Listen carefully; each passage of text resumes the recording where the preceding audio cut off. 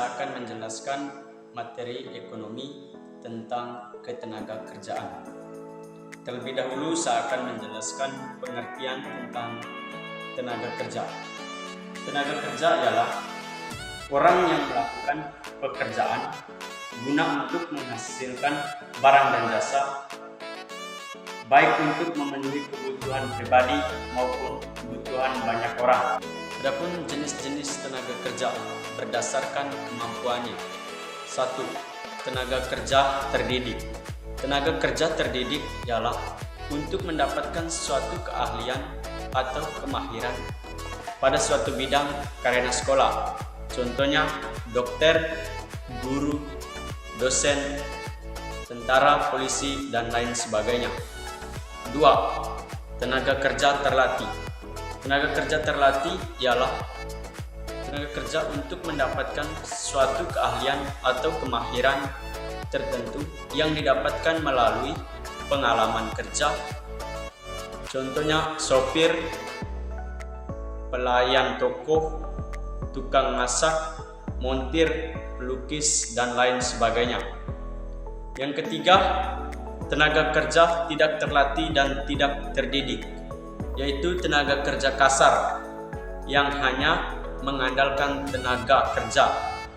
Contohnya kuli buruh, tukang becak, pembantu, dan lain sebagainya.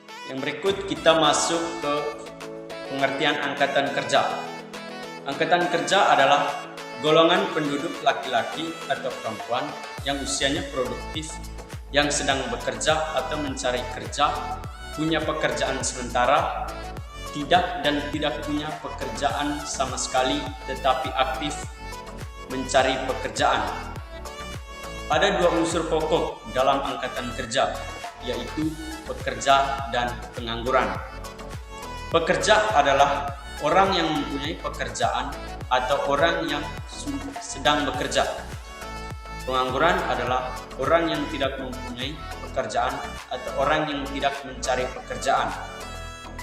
Berikut kita masuk ke kesempatan kerja atau employment. Merupakan jumlah lapangan kerja yang tersedia bagi masyarakat, baik yang telah diisi maupun jumlah yang masih kosong. Berikut upaya peningkatan kualitas tenaga kerja, yaitu manusia adalah faktor produksi yang sangat penting selain tanah, teknologi, dan modal. Ada beberapa upaya yang dilakukan pemerintah dalam meningkatkan kualitas tenaga kerja, yaitu 1. Mengadakan latihan-latihan kerja bagi tenaga kerja agar memiliki kemampuan kerja yang baik. 2. Menyiapkan tenaga kerja terampil dengan meningkatkan pendidikan formal bagi penduduk usia sekolah. 3. Mengadakan pelatihan-pelatihan untuk memberikan keterampilan kepada tenaga kerja yang sedang mencari kerja agar dapat mengisi lowongan sesuai dengan kebutuhan pasar tenaga kerja. Adapun kebijakan pemerintah dalam pembangunan sumber daya manusia. 1.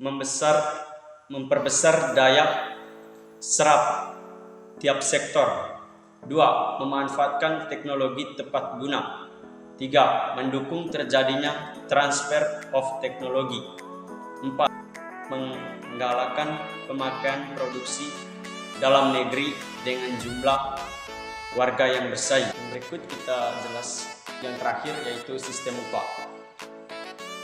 Pengertian upah. Upah adalah hak pekerja yang diterima dan dinyatakan dalam bentuk uang sebagai imbalan dari pengusaha atau pemberi kerja. Fungsi upah yaitu menjamin kehidupan yang layak bagi pekerja ataupun keluarga, mencerminkan imbalan atas hasil kerja seseorang, menyediakan insentif untuk meningkatkan produktivitas kerja. Adapun macam-macam sistem upah, yaitu sistem upah menurut waktu, sistem upah menurut borongan, sistem upah menurut bagi hasil, sistem upah menurut prestasi, sistem upah menurut skala, sistem upah premi, sistem upah bonus, dan sistem upah indeks biaya hidup. Sekian pemaparan materi ekonomi dari saya. Terima kasih.